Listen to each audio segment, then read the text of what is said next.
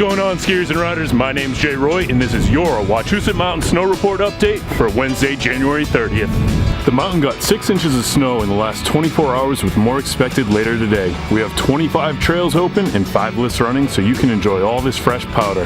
The groomers left Upper Smith, Upper 10th, and Balance Rock untouched, so you can come shred the natural trails. The temps today are going to reach 25 with a west wind from 10 to 18 miles per hour. The park up on Hitchcock has that soft snow too, so it's a great day for anyone that's been thinking about riding the rails. See if you can catch all our upcoming events, including College Night tonight and Midnight Madness this Friday.